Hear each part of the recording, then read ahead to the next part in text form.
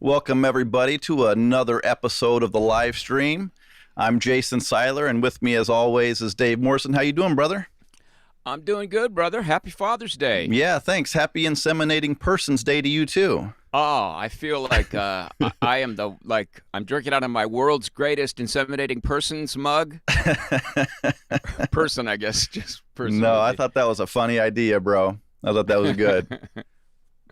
It really shows the absurdity that the left has taken the language in this country. Oh, man, it gets tiresome, doesn't it? Yeah. It really does get tiresome.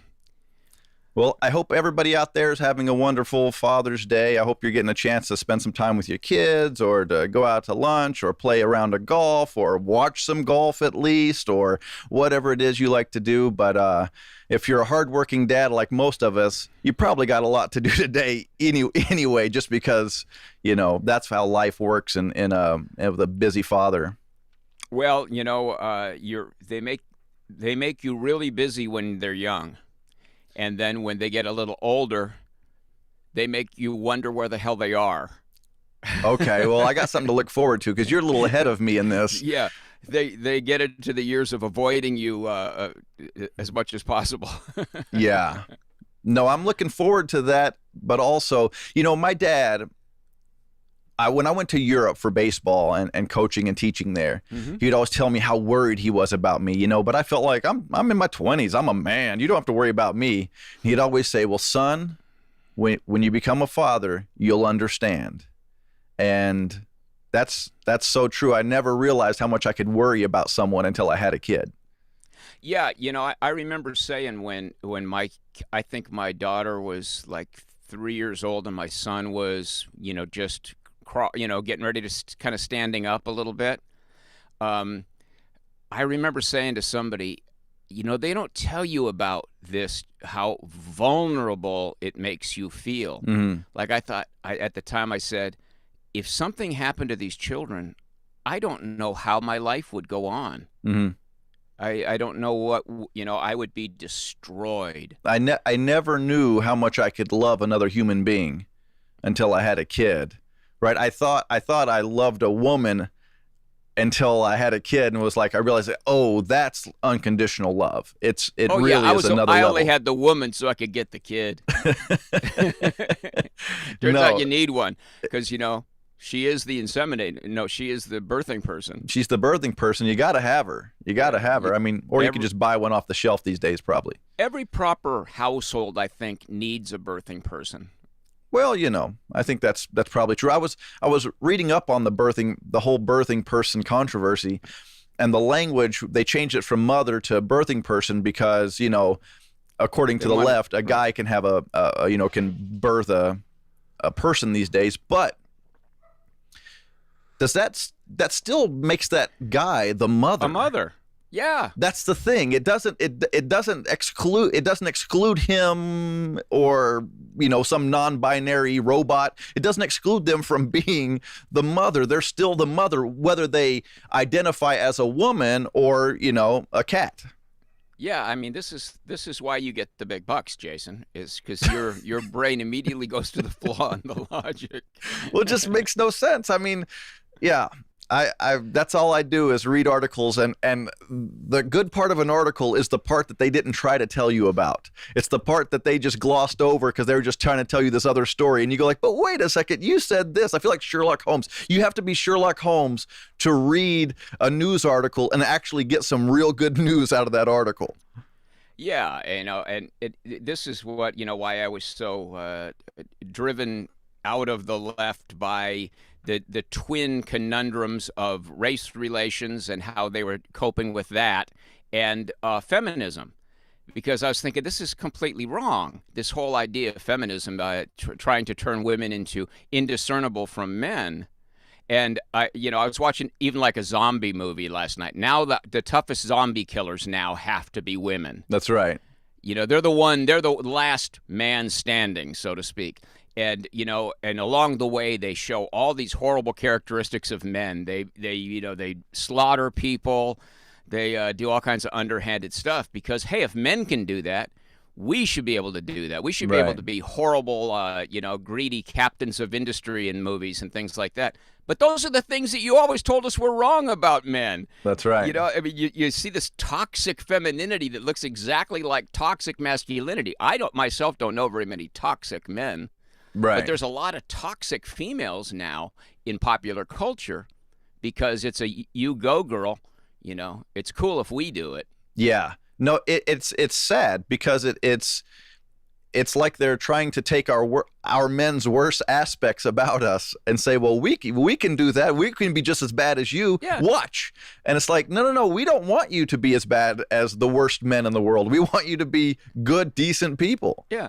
Like when they started touting women breaking the glass ceiling in the on the corporate ladder, I'm thinking, well, obviously you have to be on a corporate ladder in order for there to be a metaphorical glass ceiling that you're running against, right? You Right. have to be climbing up through the corporate structure or you would never have any idea of there being a limitation. That's right. So I thought, but you've been telling us, people on the left, myself included, that corporate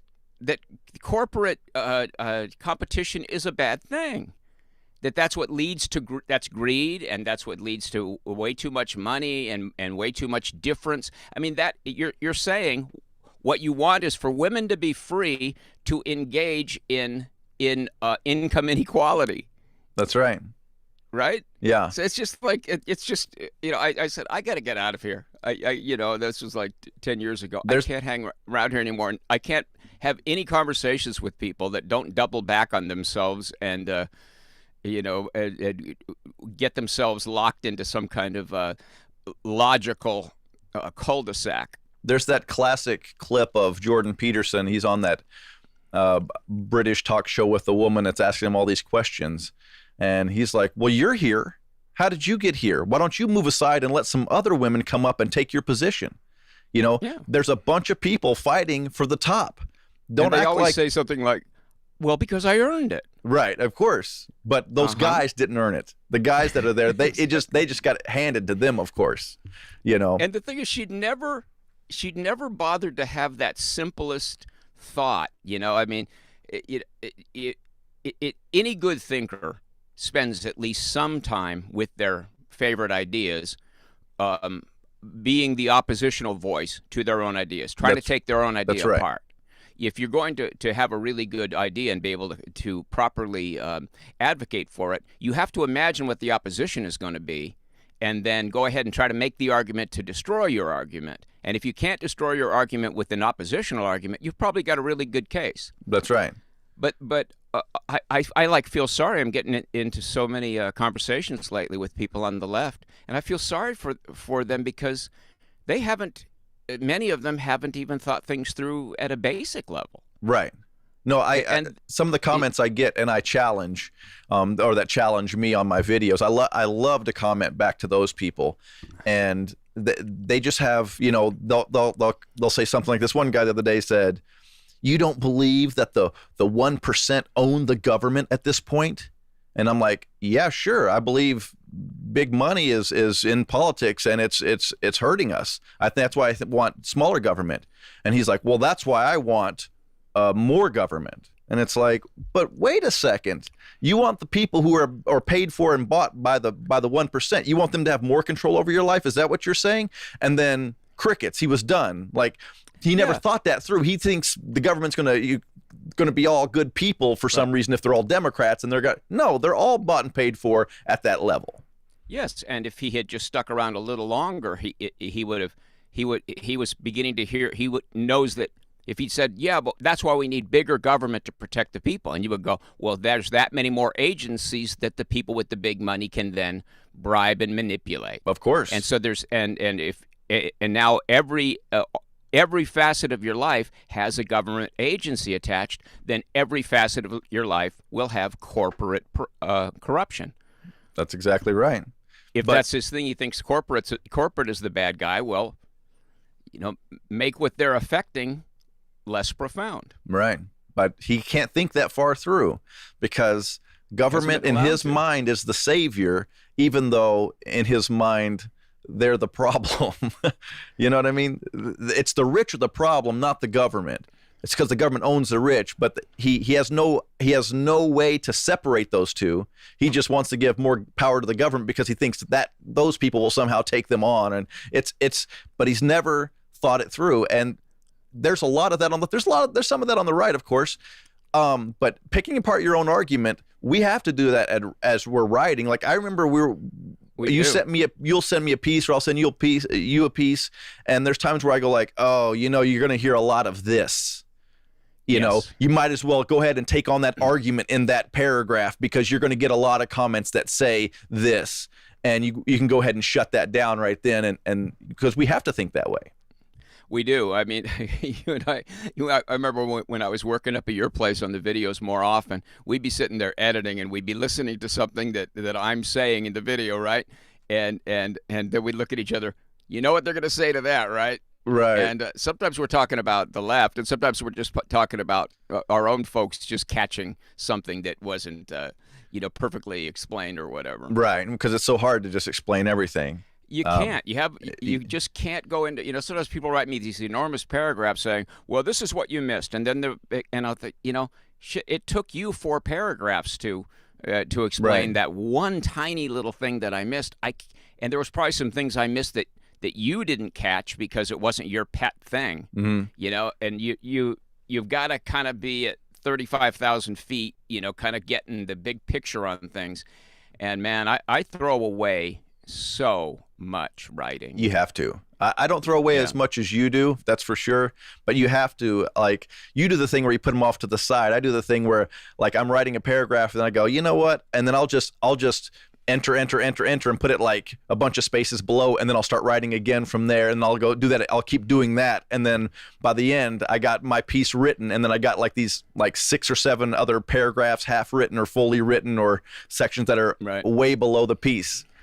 I think I even sent you once that had all that down there. That would just make me feel bad because I'm always doing word count because I'm trying to keep it down somewhere south of 1,500 words. Right. It's because it's just harder to make the video if there's that many opportunities to screw up. Yeah. Because it's longer. Well, I want to talk to our guys for a second. What are you guys doing today for Father's Day? You guys playing golf? You guys having a barbecue? You guys resting on the couch? Let me know in the comments what you guys are doing today, because I'm just curious. I'm going to be having a normal day. I'm working on a piece tonight. I'm going to record tonight. I'm going to try to get it out tomorrow. I mean, my day is a normal day today, and I know you're really busy, right? Who, me? Yeah. Yeah. Well, I got to, it's sort of a day off, but I'm going to go have breakfast with friends, and it's my birthday, and probably that's I can right. get a free meal out of it. How old are you, Dave? I'm not telling that. Am I allowed to ask that question? Let's just say even older now. Even older. Even older now. Just say wiser. Like, I'm wiser now. Yeah. So that doesn't seem to be kicking in quite as fast as the older part. Happy birthday. We got one guy, Crawford, is saying his wife is baking a blackberry pie. That sounds... For Juneteenth. Oh, I got somebody asked us if we're related. Who, you and me? Yeah. Only in the same way that all humans are related to each other and to monkeys. Yeah. I mean, we could go back and see. We crossed somewhere in the past. We don't know how far back, but it was a long, long, long way, I'm sure. Yeah, as I was researching Juneteenth, which is June 19th. I found out that two of the last states to adopt the anti-slavery proclamation were Delaware and Kentucky. So Joe Biden's state and yours, they were hanging tight. And you know who else? The Choctaw Indians. Because the Choctaw Indians were slaveholders that fought with the Confederacy to keep their rights to I mean, talk about a screwed up political environment back then. But the Choctaw Indians were, that's something that you don't hear too much in history. No, that's not gonna be like on the topic of conversation because they're oppressed. They are. They are. So basically, Juneteenth is another one of those things that you hear about over on the left, and the way you hear about it in kind of quick conversation is that Texas was 2 years behind the rest of the states adopting in freeing the slaves. But if you do the slightest bit of research like I did, here's how it ran down. Okay, the Civil War began on April 9th, 1861, right? So now no matter what you say to them about the slaves, they're not going to do it until the war is settled, right? Sure. So then you have the Emancipation Proclamation was signed on September 22nd in 1962 to go into effect that January 1st. So that January 1st, 1863. Yeah. 1863, right? Then then there's the Civil War for a couple of years, right? And the Emancipation Proclamation had no effect in Confederate states, right? How could it? Because they didn't consider themselves part of the government, underneath the government that made that proclamation. Right. Then Lee surrenders on April 9th, 1865. So then only 2 months later, General Gordon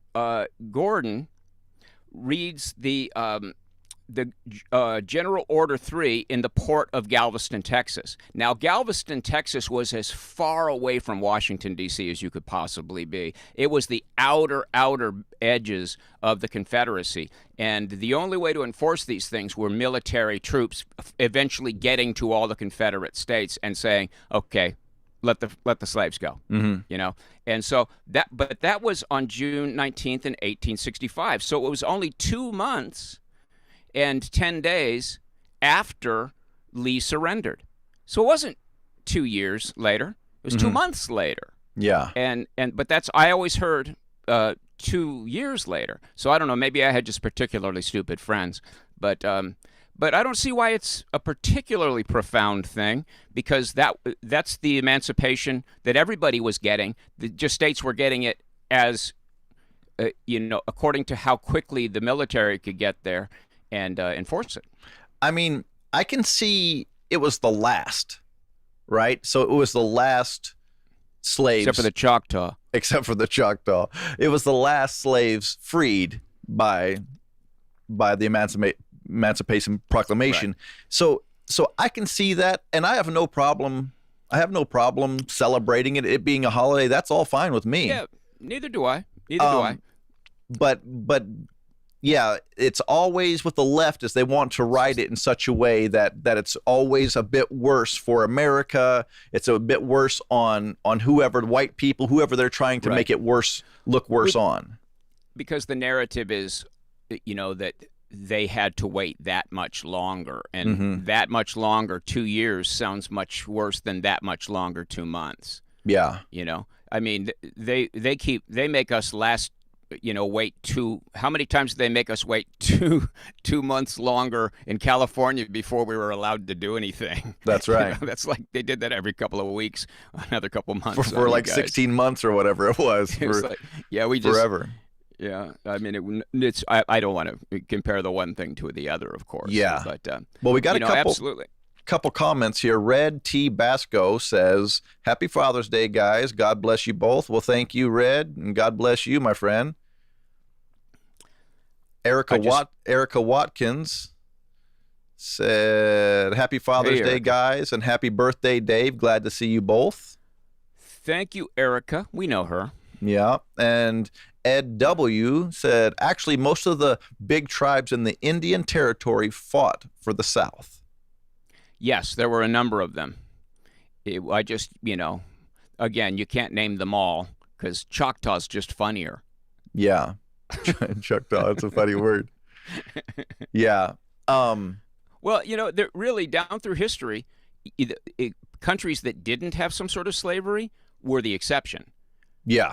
And that's one of the things where I'm always talking about how humans are evolving and changing to different things, and people get in trouble of that because they think that, we're an individuated species that was, specifically created by God, humans. Fine, I don't have any argument with that. But as humans, as fully developed humans, we still went through this place where we were just tribal all the time. We were just hunting, gathering, killing. And also when you read accounts of slavery, when they always say, like the Choctaw, they wanted to downplay it in the article I was reading. So they said they had slaves that they took as prisoners of war. Mhm. Oh, okay. As long as it was only some people you were trying to kill, and a few of them survived, and then you enslaved them. That's not the same as just going and buying them. That would be much, much worse. Well, wait a Right. minute. What was the war about in the first place? That's The right. war about was all those wars. Those were regional wars. Were about killing them, taking their stuff, and then enslaving their people. Right. Many of these wars were about getting some slaves.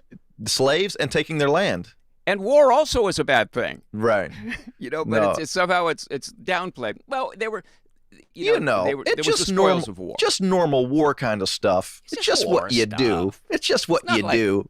It's not like going down to the slave market and buying one off a ship.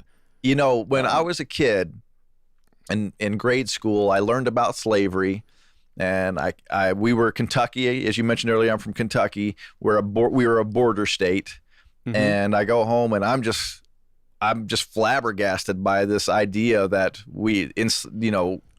enslaving people was just horrible and how bad it was. And I go and I ask my dad about it, and I'm like, Dad, did you have slaves? I'm just a little dumb kid, and my dad's like, well, son, obviously, I'm not that old, but everybody in Kentucky where I'm from, we were just poor country boys, black, white, it didn't matter, trying to get a little bit of work done on a farm somewhere so that we didn't starve. It's like, that's all that we were when I was a kid. And, my dad, I told him one story. When he was 5 years old, when he was a kid, he slept in a burned out chicken coop on someone's farm. And that's where his family lived, and he can remember his older brothers and his dad digging their outhouse in the back behind that burned out chicken coop. And he told me that he can remember at waking up in the morning and having ice on each other because his little brother would wet the bed, and they'd all have pee on them that froze in the middle of the night because it was so cold. And that's where. And that's got to be pretty cold because pee has a fair high salt content. Yeah. So that was cold to freeze some pee. Yeah, and so I'm in school learning about slavery, and I'm going home thinking, my dad was a slave owner. I'm a little kid. My dad, these white people, we were so horrible. And my dad's like, son, are you kidding me? We were all poor. We were all trying to just survive at that time. Don't think every white person was enslaving every black person and so on, because that's the kind of that narrative they want us to think, that we should all be collectively guilty for what happened. And even in full-blown slavery days, in the South, a very small percentage of the population was wealthy enough to own a slave. Right. Most white guys were doing about the same kind of work that the black people were doing, and they were doing it for not a hell of a lot more, because subsistence farmers only really are paying for their own room and board. If they're tenant farmers, particularly, like the folks that we help in Mozambique with our Mozambique's fund drives. They're all tenant farmers. They have these little plots of land that they don't own, and they go there and they try to get enough money out of that in order to survive. And they basically just break even. They live breaking even. That's all it is. And until the Industrial Revolution, the whole world lived that way. That's exactly right. Yeah. We look at our history with such a now lens on, right? We're looking through this lens of how we live now, and we bring up history and we talk about it as if, and that's what I did as a kid, right? I think I was in third grade when I'm having this conversation with my dad, and that's what I'm doing. I'm looking at, we live in a house, and I have food to eat. I'm eating Fruit Loops this morning, and I'm asking my dad about all this stuff. And my mind, I'm seeing that old, what I'm learning about history through this day and age lens. Right. But that's what the left does constantly. Like, that's what a third grader does when he's a smart person that grows up and goes, let me understand what happened in the world. But they're constantly forcing people to see the history through that lens. Yeah, and I've heard James Lindsay talk about this, about how he used the term evil it is to engage a young person's sense of empathy and then turn it to political action that isn't based in reality. And the difference between you and a person who goes off to college and always does see the world through a now lens and thinks that this it's just like we have slaves now or something. is that you had a dad when you came home that gave you a reality check on it. And you That's said, right. What, did you own slaves then? And he goes, no, that was a long time ago, and not everybody owns slaves, and we come from a family of poor. We have no slave owners, and you shouldn't feel guilty. You should treat all your friends as equals. That's right. You shouldn't, you don't need to go off to college and become a professional social justice warrior because that inner tenderness in your young person's heart feels like they want to do something to fix the problems of the world. There's a really good podcast, Jordan Peterson's podcast, with a guy whose name I can't really remember right now, but he's along the lines of the Steven Pinkers and all the guys, and the Bjorn Lomborgs and the Hans Roslings, who make their life's work telling everybody how not horrible things are. When you compare it across the time, that we've been on the planet, we live in the most peaceful times. And one of the points he was making, that in exact correlation, rather than the idea that was promoted by Paul Ehrlich in the 70s with his book, The Population Bomb, which has made everybody on the left panic about overpopulation ever since. It's quite different. The more the population, the bigger the population gets, in exact corollary, poverty goes down, because the more people there are, well, I can't explain the whole corollary right now; it would take too long. But also, the environmental concerns get better as people get wealthier, because they have time to care about that stuff. They're living well enough that they're not going out and chopping down trees just to have firewood, Just to burn them, yeah. Yeah, so they're living well enough that they can engage modern technologies, which are a lot cleaner. That's and right. they start doing office jobs, and they get some schooling, and they become nurses and lawyers and things like that. And those people are sensitive to the environment. And all of that roots back to capitalism. Right. It all roots Evil back to capitalism? Yeah, evil capitalism. It just makes the world better. Yeah. And population makes the more people there are, the better people have gotten. Poverty is dropping off at such a precipitous rate; it's unimaginable. Right. There's it's like 20% of the world's population at this point is living on $1 a day, and 25 years ago it was 80%, or not maybe that, but It was a lot. Yeah. It's early. I haven't really gotten into my coffee or anything yet. I got a comment here from Ed W. again. He said, and I'm not sure what he's replying to, if he's replying to somebody else on the comment section or the chat section, or if he's commenting on something you or I said. He said, that's not true in the article. Look up how black people are listed on Dawes roll. They are freed men.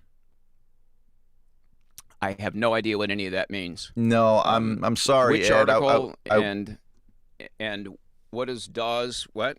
DAWES, Dawes roll. ROLL. Yeah, don't know what that means. They are freed men. I'm sorry, Ed, on this one. I have to plead ignorance. I'm not sure what this is in reference to. Maybe it's the Choctaws. I don't know. Maybe. I'm not sure what article. That's not true in the article. Maybe he's talking about the article in the Declaration of Independence. So back. Well, that wouldn't be the Declaration of Independence. That would be the Emancipation Proclamation. But another way is that this new thing that Biden signed, it's called the Independence Act. And so close to Independence Day, I know that's got some people feeling a little bit weird. Like, the profundity of Independence Day has been slipping and slipping and slipping, and now we're bringing up something that is slavery related and critical race theory related in some ways. To bringing that up and calling it an Independence Day is well, that's not what it's about. It's emancipation. It's you could say abolition, you could say emancipation, but it's not independence, because they didn't become independent of a country or something like that. They actually were absorbed properly into the country, so they became interdependent, not independent. Yeah. So I mean, the whole thing it's playing word games. Why not just call it emancipation? Well, I mean, everything on the left is word games. That's what we talked about, the birthing people, or It I want never to stops. switch. I want to switch to something. Um, my dad passed away last year since it's Yeah, Father's Day. I was just gonna ask you about that. He passed away last year. He had a heart attack. He was 75 years old. Great guy. And I'll tell you a little bit about him. He grew up, like I said earlier, he grew up in poor Kentucky in the hills. He went to the Air Force at 17 because he wanted to get a little bit of an opportunity, go do something, travel, all that kind of stuff. So he did that. He retired after when he was 40 years old, moved us back to that small town, kind of the area where he grew up. Retired from the military. Retired from the military. Ended up being a postman for a long while, and then did a bunch of. He was very big on the ideas, trying to make the next new business and all that kind of stuff. Ended up having a real estate office that did all right, and then that's kind of his life. But what I want to say about him is, when I was 13 years old, him and my mom come to me and say, "Son, we think that we've been so blessed in this life that we want to give back as best we can, and we think we want to adopt a needy child, somebody who doesn't have anyone. What do you think about that?" And so I was like, "Wow, that's great, That's a great idea." But that's kind of sums up who my dad and my mom both were. Right. Is they sat down and said, God's been good to us. We worked hard. We've had we've done all these things, and we can afford to help out. And my little brother, they adopted my little brother, and he still lives at my parents. He has a few issues, but he lives with my mom right now. But that's the kind of guy he was. My dad would help out a neighbor. We had a girl, she was 18. Her dad was a drunk, and he was getting kind of unstable, and she wanted to go live with her aunt in Michigan. My dad gave her $500 for a bus ticket. Someone we didn't even really know. It wasn't a friend of ours, but she lived down the street from us. But that's who my dad was. And boy, I got lucky. I had a good dad, and I think that shaped my world and shaped who I am today. And I can't thank the Lord and my dad enough, my family, for the childhood I had. Well, when he passed away, is this your first Father's Day without him? Yeah. Yeah. So that's particularly painful. Yeah. It happened in a way which is really crazy. I called my mother that day and on a video chat, and she didn't answer, and my dad answered. And, it took him a second to figure out, how do I get this camera facing the right way or whatever. Talked to him for about 10 minutes. And my dad was starting to lose a little bit of his memory. He was starting to go down that road. He'd repeat himself quite a bit. And then he just, I talked to him about 10 minutes, and he was like, "Well, I'm glad I got to talk to you today." And then 2 hours later, my mom called and said he died on the porch, and fell asleep on the porch and died. He died on Father's Day? No, not on Father's Day. Oh. But I had talked to him that day for 10 or 15 minutes before, a couple hours before he died, which was just happened to be a chance. Normally I talk to my mother because my dad's he's getting older, and his mental a little bit was just losing a little bit memory and some things. And so it was work for him to have a nice lucid conversation with you. He'd rather just kind of sit there and he was getting to that point. He'd rather just sit there and relax and not think about too much stuff.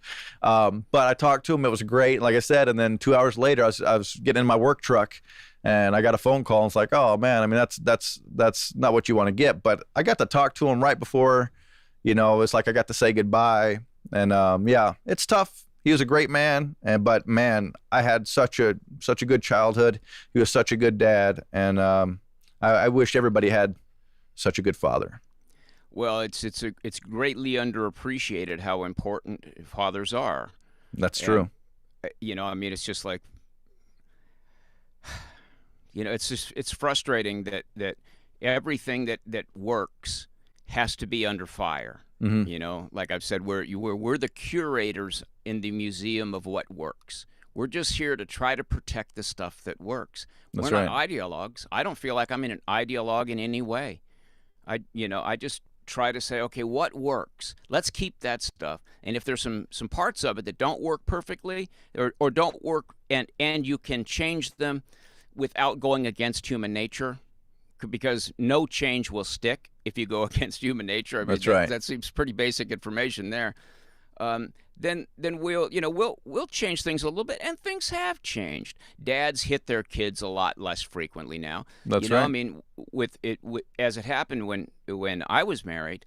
I came from a family where we swatted I got swatted by my dad all the time. Sure, me too. Man, I'm telling you, I deserved it every single time, and I deserved it 480,000 more times that I didn't get caught for. That's right. You know what I mean?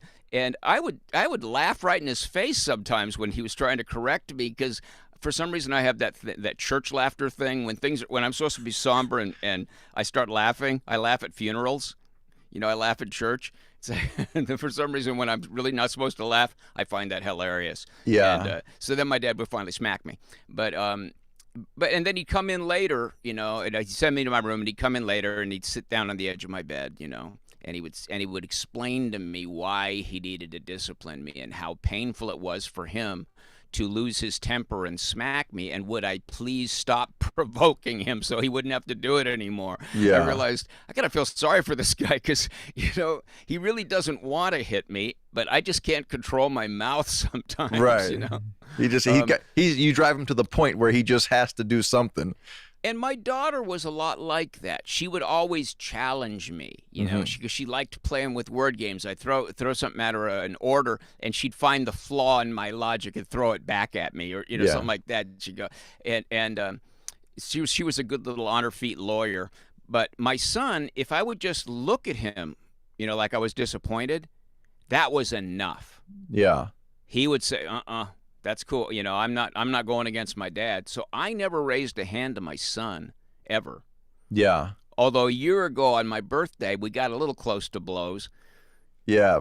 And I haven't talked with him since. But as being adults, that's a little bit different. When you go to blows when you're both adults, that's not what we're talking about here. It's a different thing. I never had. So my point was just.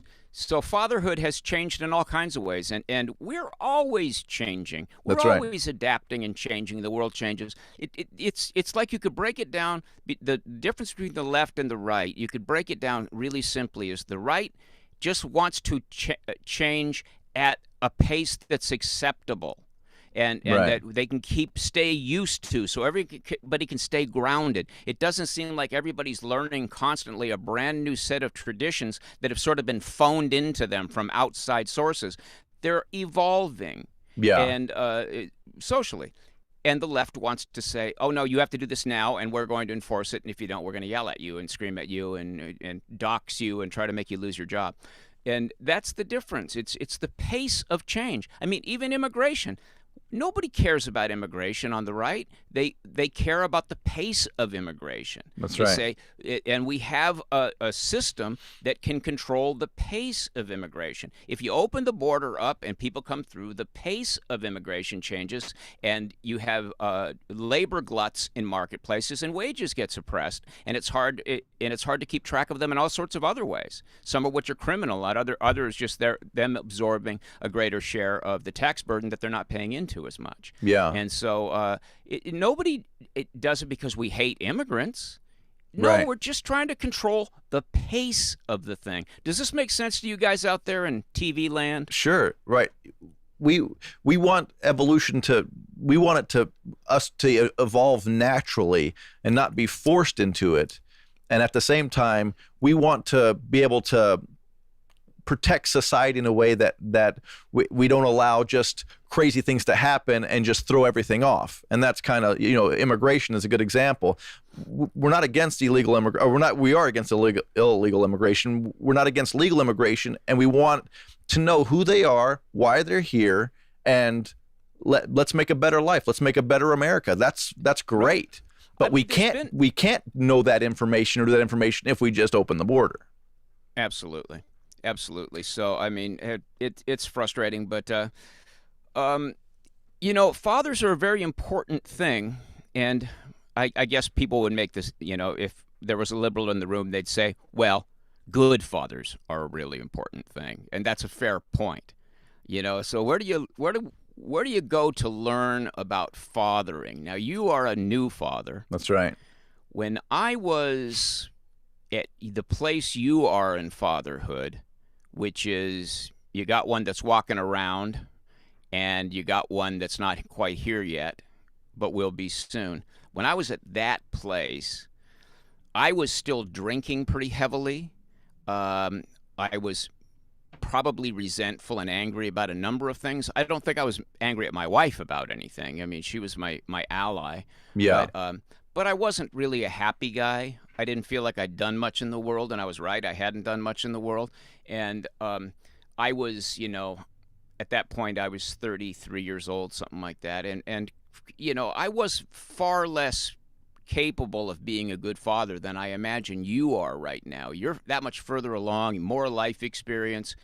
You understand humans better. You understand yourself better, how to keep yourself motivated, how not to, feel sorry for yourself and things like that. That I didn't know. I didn't know any of those things back then. Yeah. So I imagine I was not as good a father as you are. Well, I tell you, being 45 years old and basically having another kid on the way, I mean, that's old, right? That's I'm an old dad, but that does come with some life experience and some stuff. I can't imagine having a kid. If I'd have had a kid at 25 years old, I'm sure we'd have been divorced and those kids would be gone somewhere, growing up in a different part of the country or something, because there's no way I could have handled it at 25.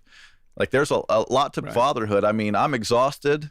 I'm exhausted. It's wonderful. There's a lot that goes with being a father, and the more work you put into it, the harder it is, but the better you get kind of out of it. It's almost like you can train for a marathon and you're gonna feel miserable training every day, and it might be hard and whatever, but when you finally when you're running that race, you're gonna be glad you put in all that work.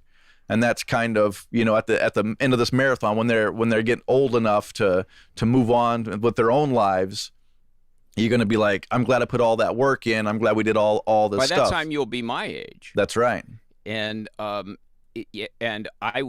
can't imagine 10 years ago having a child who was running around, a little boy, and I was having to deal with all that. And so, but I was a little bit old for parenting at the time. I felt like I was a little bit on the older side, because where we lived, in the neighborhood where we lived, it was mostly Hispanic. And those folks, as you probably know, the generations are about like 18 years. And you get into white folk like me, the generations tend to be 25 to 30 years, somewhere there. So it's just faster. And now now it's just one generation per family, basically. Like, you have one kid, and then you don't get to see your grandkids. Like, that's where we're headed, right? Where you have your kid, and you're not around to see the grandkids because you're just old and dead. You should make your children perform the role of grandchildren too. Like sometimes say, okay, look, I'm not going to have grandchildren probably. So I want you to be my grandchild tomorrow. So tomorrow I'll spoil you, and then I'll send you home with somebody else at the end of the day. There you go. That's funny. What grandparents get to do. Senor Nasuno wrote, "Happy Father's Day to both of you, and happy birthday, Dave. I'm not a father and regret it, although my life is filled with regrets."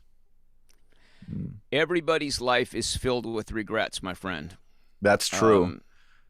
I can think back to, I regret some things I said when I was 15 years old. I can remember back to a conversation and be like, man, why would I ever say that? Or why would I ever do that? Or, like, it's crazy, the stuff sometimes I'm laying at night thinking about, going like, why am I thinking about this? But, you got to let that stuff go. But sometimes it's hard. Well, there's a thing called traumatic memory. It's the way that things that have a heavy kind of emotional impact on you will embed themselves in long-term memory. And if you are just going along and everything's really easy and there's no real reason for your brain to be putting a lot of things in long-term memory, because today was just like yesterday and everything's going fine, no big deal. But if something really traumatic comes along, your brain will store that away because it's trying to avoid hitting that trauma point again. Like, you almost go through an intersection because you realize you were not paying that close attention. You almost run a red light and you get on the binders and you sit there and your heart's pounding. boy, you are a careful driver for the next year and a half, 2 years, right? Because you realize, oh, I just saw my limitations. I just saw, but I can remember like saying things to my father that hurt his feelings.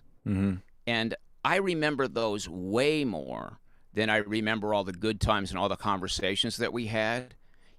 I remember that so specifically. That shitty thing I said to him that hurt his feelings. When I was striking out at him, I had gotten pretty good with words. And I hadn't learned my own superpower at that point and learned to control it. And I look back in those and I feel so bad now. It's like, God, Right. It's not like it created a real problem in our relationship or anything like that. He forgave me for those things, just like I forgave him for things and whatever. But I remember the stupid things I said to a girl in 10th grade, trying to impress her, and then the minute I said it, I just knew it was the stupidest thing ever said by a human, and I walked away, kind of like doing the walk of shame. I still remember those things like there's video of it. That's right. No, yeah, I can remember a couple dumb things I said to my dad that bothered him, but he never ever brought them up. He never reminded me about it because he didn't hold those things. No. Yeah, like I don't remember if somebody hurts my feelings, and right. Especially if they then are nice to me the next day and I know that's their way of saying I'm sorry. Right. Like you don't necessarily get a per se, especially with men. You don't know if somebody oversteps the bounds of friendship, they just treat you extra nice for a while. The next day. Yeah, that's true.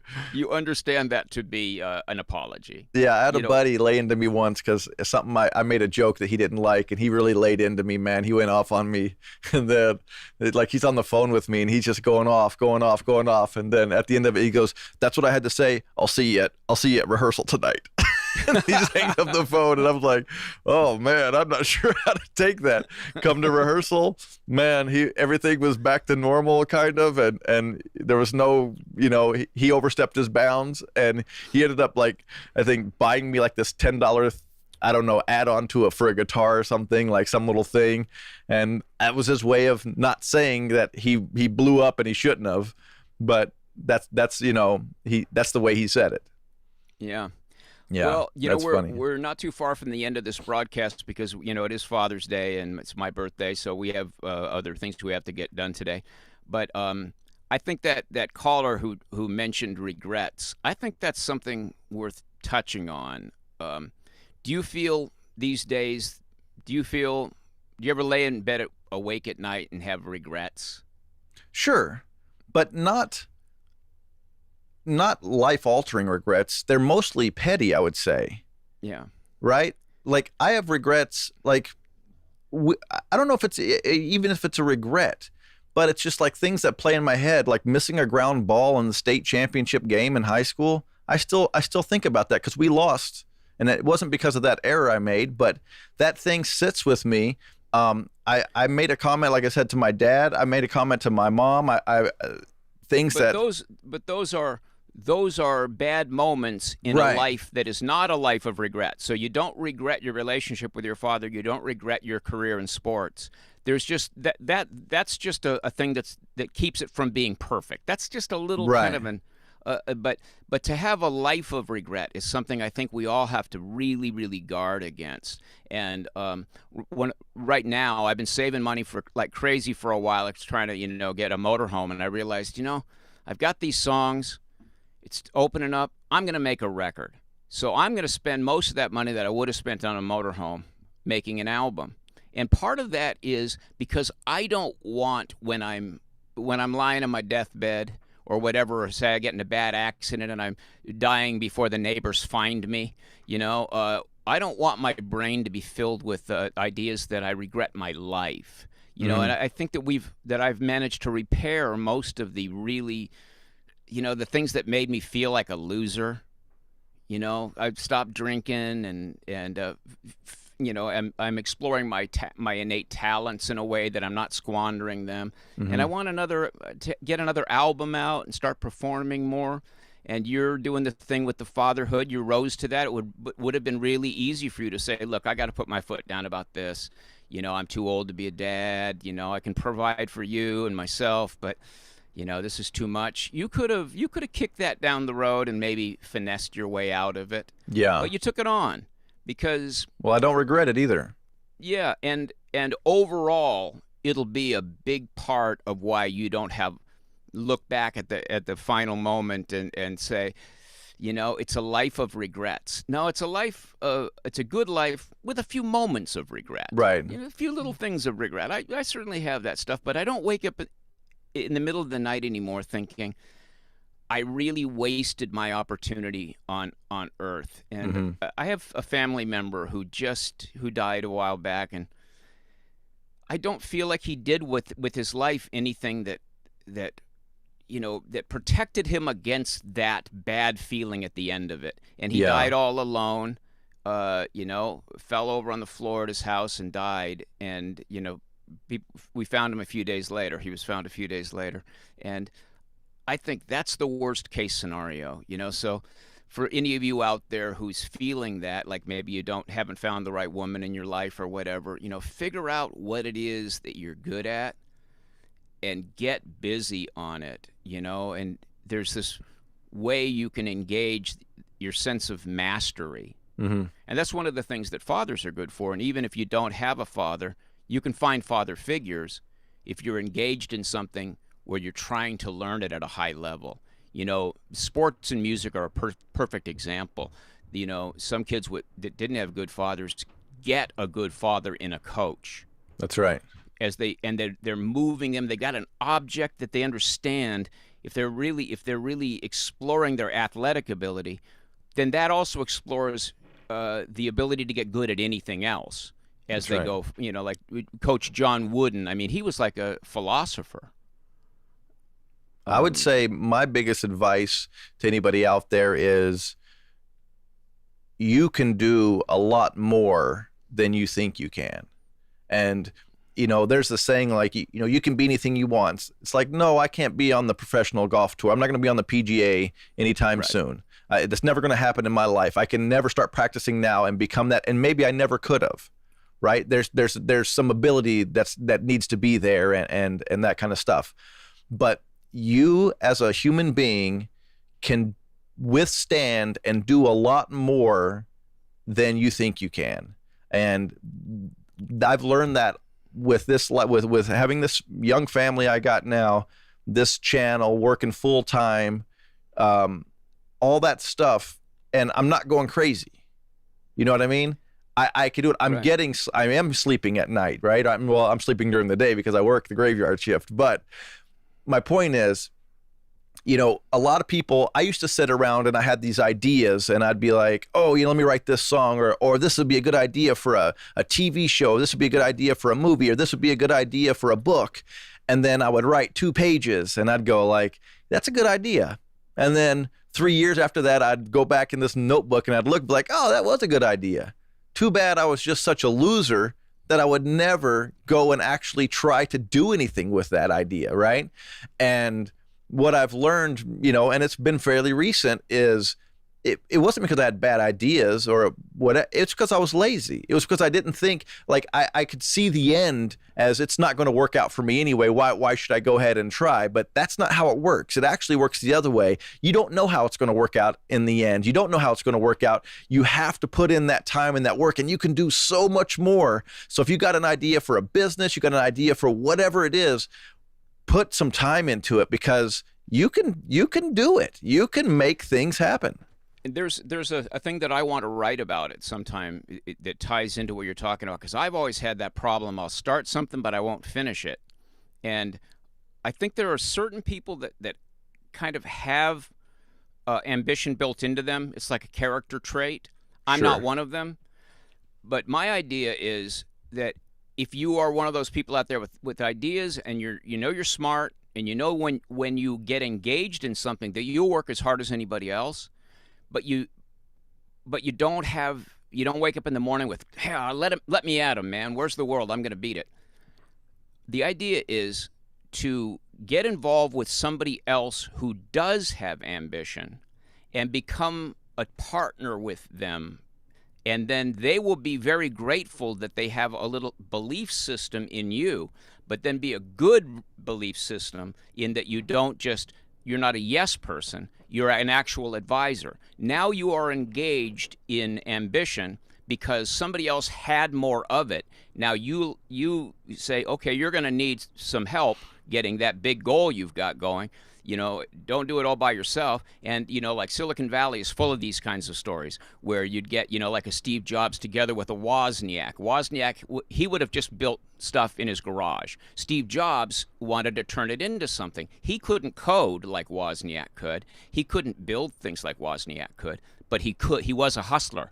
And so you pair yourself with somebody who has more ambition with you, and then be a good advisor. Keep them solid. Don't let them fly off into megalomania, which sometimes the overambitious can. They have their drawbacks. And then he will keep you from being, or she will keep you from being too lazy.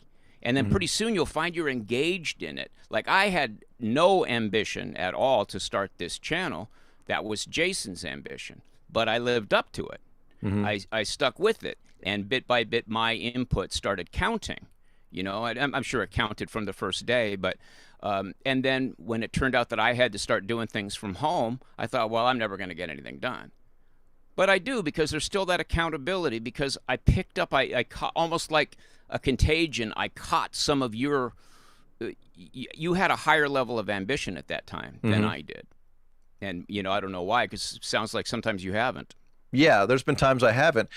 But I definitely, the fact that I was working with you made me have more ambition than if it had been by myself. I would have never started a channel and started making videos by myself, because the thought would have been like, well, what's this going to be, right? But having someone there's like, oh, you want to do this too?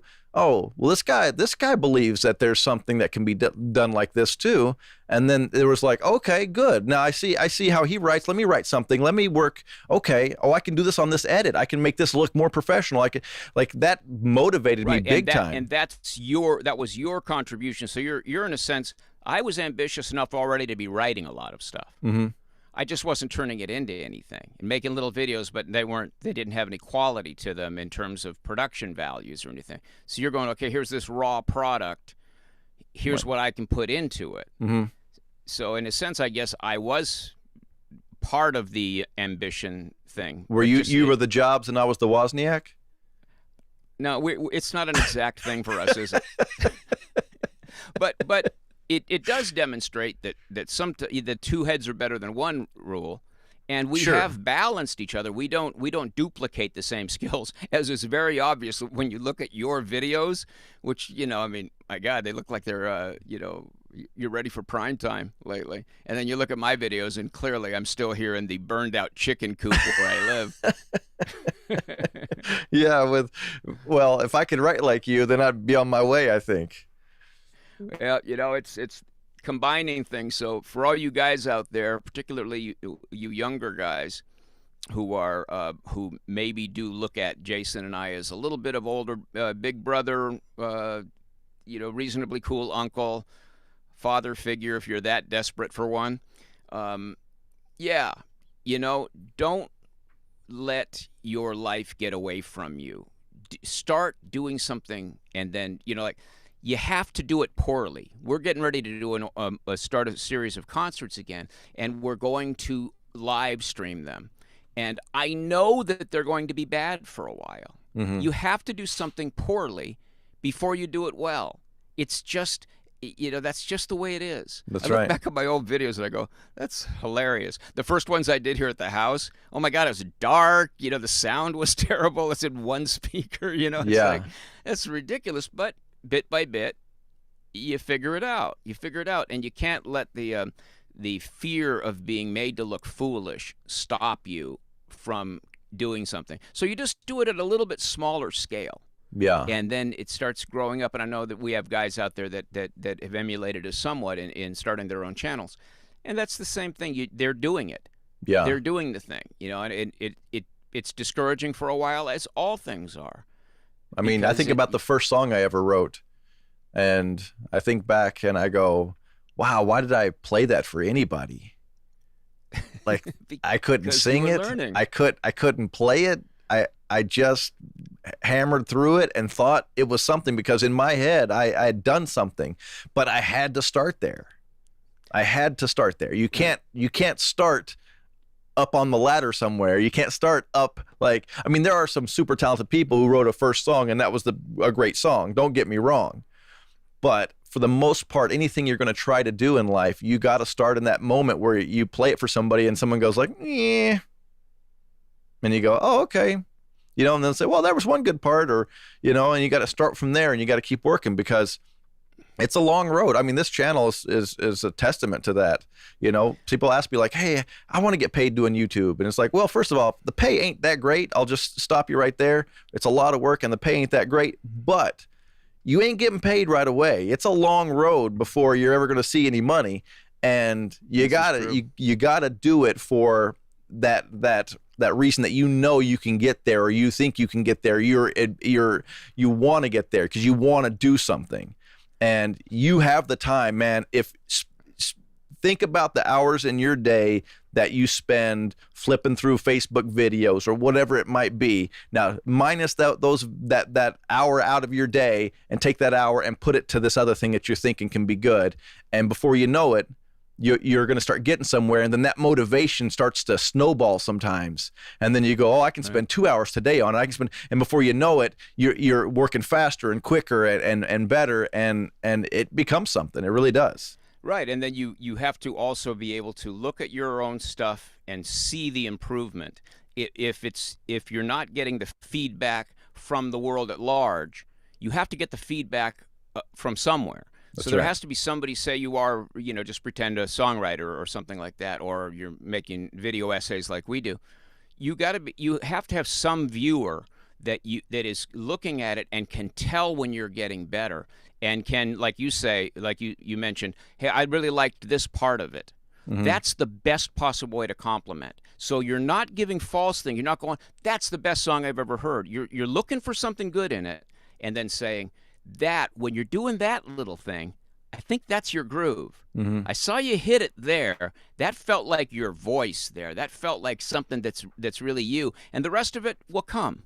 Yeah. And then the people go, wow, all right, there's something. This person was honest. This person was insightful about what I'm doing.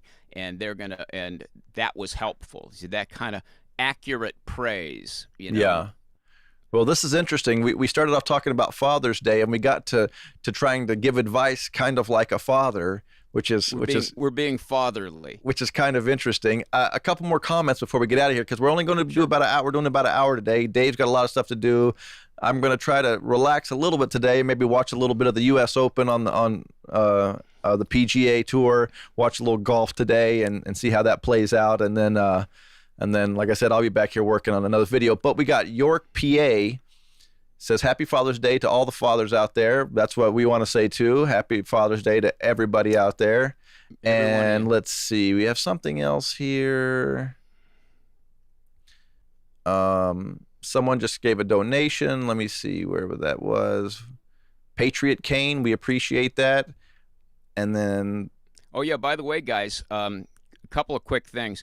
When I made that thank you video a couple weeks ago, some of you guys came in huge on that, and we sent so much money to our friend Julius over in Uganda that I'm a little concerned we sent too much. He's a young guy, and I don't think he's ever had this kind of cash in his hand. I'm like waiting to see, like, he's wearing bling, and the next thing, I don't know. He's got a gambling problem. Yeah, it's like... I was talking with my friend Alexi, and I was thinking, I wonder if we should choke this out and give him a couple grand a month. And she goes, yeah, let's do that. And I called up Lauren, I just sent the last payment. So he's like sitting on $14,000 because of you guys. Yeah, and, that's amazing. It's amazing. So hopefully his faith and commitment to these kids will keep him from buying too many fake Rolexes. Yeah, that's funny. One more comment here. Still Alive wrote, have you ever heard of the streamer Vaush or Vosh, V-A-U-S-H? Would you ever chat with Vosh if he was cool with it? I've never heard of him. I don't. And streamer? Streamer, I guess, a live YouTuber. VAUCH? VAUSH. SH? So I would open to chatting with anybody if they right. If there's some, So, if there's a reason to do it, right? It's yeah, you can always still alive. You can contact us on our Facebook page. Message us there if you want to on Messenger, and then we'll get back to you or something if there's something to be done. Yeah. But I'm going to have to scoot out of here pretty soon because I need to leave here at 11:30. Okay. I'm pretty well done though.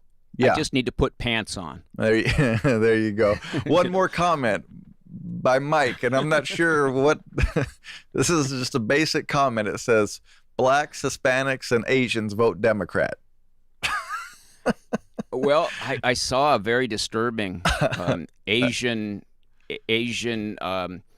rights kind of it was a commercial that came on the other day, and that on YouTube, and it was a whole bunch of people talking about, like those girls in Atlanta, they were killed because they're Asian. Well, everybody knows that's not true. Right. They just were the massage parlor girls that this guy was familiar with.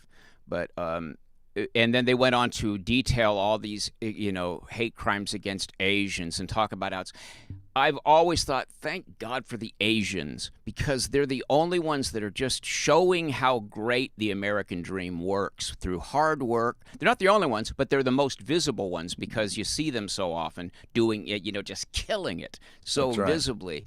And they come over here, they speak Chinese, and within a year they own a business. Excuse me. I haven't been able to figure out how to own a business yet. That's right. And so they're killing it. I mean, now that it's sneaking in underneath there to weaken them, that siren call of, don't you want to feel like a victim? Wouldn't it be great if you felt like everybody owed you something? I still think the Asians won't fall for it. No, they will not. They will not.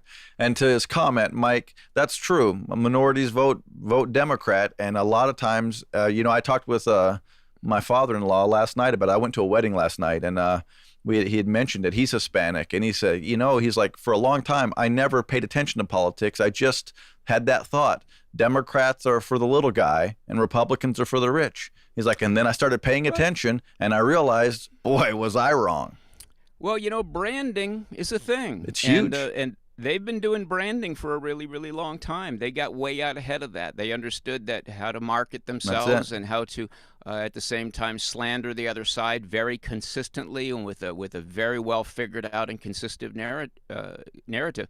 And that's why we have our hands full. So I'm going to have to check out, guys. All right. Love you all out there. Thank you so much for doing that nice thing. And there was something else I was going to say. Oh, thanks for buying some of our merch. I mean, Jason is like the Ed McMahon of even better. He's like the what's that squeegee thing? ShamWow. He's like the ShamWow guy. When you see him on TV, you just go, I just have to buy some merch. There's something about this guy. That's funny. Hey, real quick, Nimando, thank you for a donation. And Greggy P wrote, time for a road trip for you two. End of July is the EAA Air Venture that's close to 1 million mostly conservatives attend, and would be a great place to showcase your talents, sell some merch, and grow your channel. I don't know what that is. I'll look into that. We'll look into that. Thanks. So I'm going to get rid of you guys. If you want to stay on with the guys a little longer, that's fine with me. I got the wife's on me. We got to go get lunch. We had to make this a quick one today, a short one. A short one's hour and 10 minutes. That's not really a short one if you think about it, right? It's short for us. Yeah, but thanks, guys, for the donations. We'll see you guys. I'm going to see you guys with a video tomorrow, and then we'll see y'all in a couple weeks again, and we'll do this all over. Happy Father's Day, and don't forget to take down your Juneteenth decorations. You don't want to be that guy. All year round. All right, guys. See ya. All right, Jason. See you later, man. See you, brother.